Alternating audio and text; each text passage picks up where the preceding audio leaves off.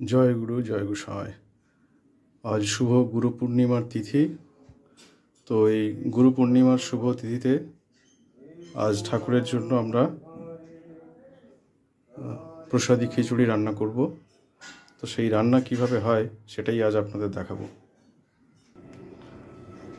এখানে কিছু চাল আর ডাল সমপরিমাণে নিয়েছি। সেটাকে প্রথমে ভালো করে ধুয়ে নিতে হবে। চাল ডাল ভালো করে ধুয়ে নিয়ে জলে একটু ভিজিয়ে রেখেছি, যাতে রান্নার সময় সুসিদ্ধ হতে পারে। এবার আমরা 1 চামচ জিরে নিয়ে নেব, এটাকে ব্লেন্ড করব। এর সঙ্গে এখানে কিছু অলরেডি আমি সবজি কেটে রেখেছি, তার মধ্যে একটা গোটা টমেটো আর কয়েকটা কাঁচা লঙ্কা, এগুলোকে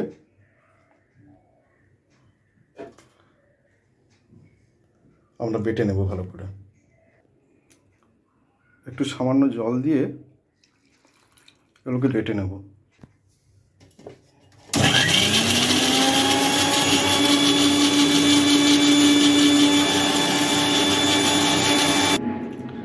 মশলা বাটা হয়ে গেছে, তো এটাকে একটা বাটিতে ঢেলে নেব।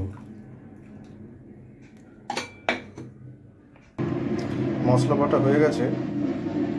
সবজির মধ্যে একটু ছোট টুকরো করে কাটা কুমড়ো, একটা গাজর, এখানে 2টো পটল, একটা আলু, কিছু ধনেপাতা কুচোনো, আর এখানে শসা দেওয়া আছে, আর একটা পাতিলেবুর টুকরো, এটা ঠাকুরকে ভোগ দেওয়ার জন্য।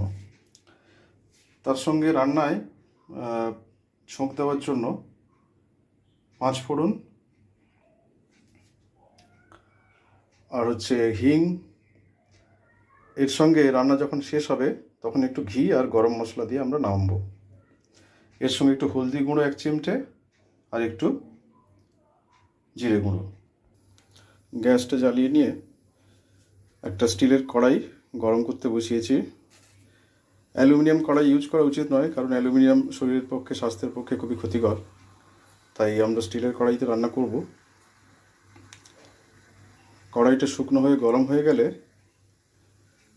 এতে আমরা প্রথমে তেল দেব, তারপরে 5 ফোড়ন, একটা তেজপাতা দিয়ে আমরা প্রথমে ভালো করে মশলাটাকে ভেজে নেব। তো প্রথমে আমরা একটু সরষের তেল দিলাম। আমরা মিডিয়াম আঁচে রেখেছি, বেশি গরম রাখলে কড়াটা পুড়ে যেতে পারে। তেলটা একটু ভালো মতন গরম হতে দিচ্ছি।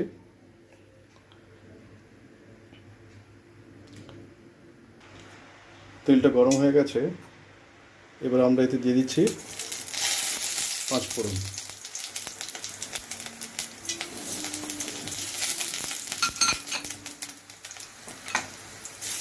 এর সঙ্গে একটা তেজপাতা, সঙ্গে একটু হিং। মশলাটা ভাজা ভাজা হয়ে এসছে। এবার এতে আমরা বিভিন্ন কেটে রাখা সবজিগুলো দিয়ে দেবো এক এক করে।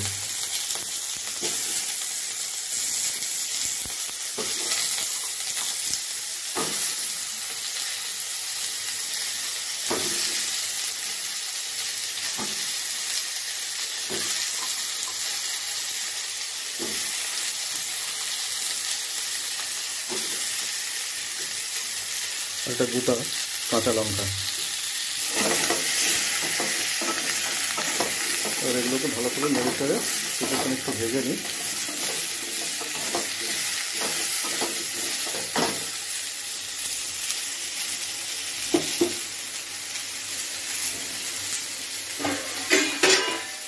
কিছুক্ষণ ঢাকা দিয়ে একটু ভেজে নিতে পারি।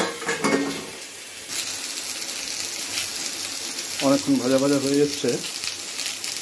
এই সময় আমরা যেটা বাটা মশলা দেখেছিলাম, বাটা মশলাটা দিয়ে দিচ্ছি।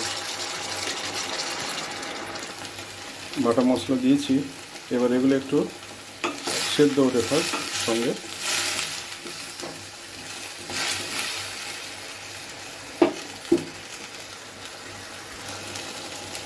সবজি কিছুটা সিদ্ধ হয়ে এসেছে। এই সময় আমরা ভিজিয়ে রাখা চালটা এর মধ্যে ঢেলে দেবো।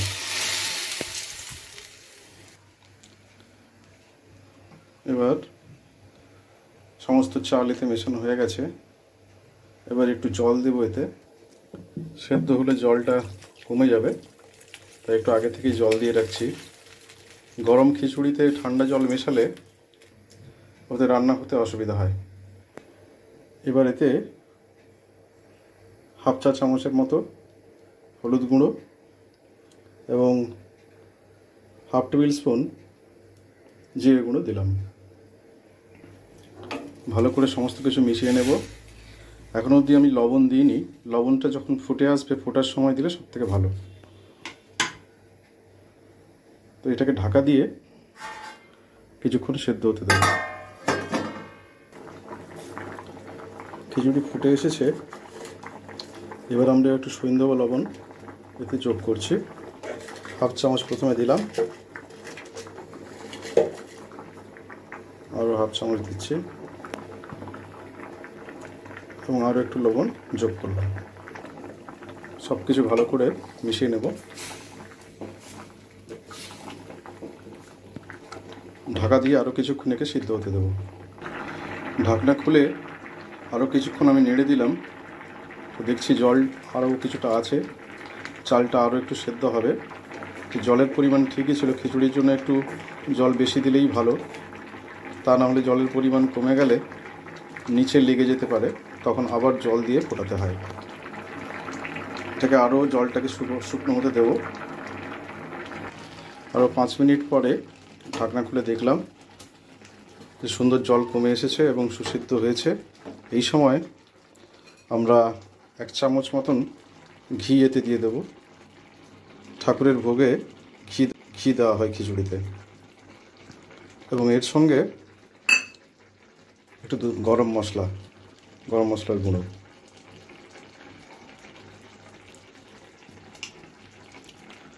এবং এর ওপর থেকে কিছু কুচনো ধনেপাতা।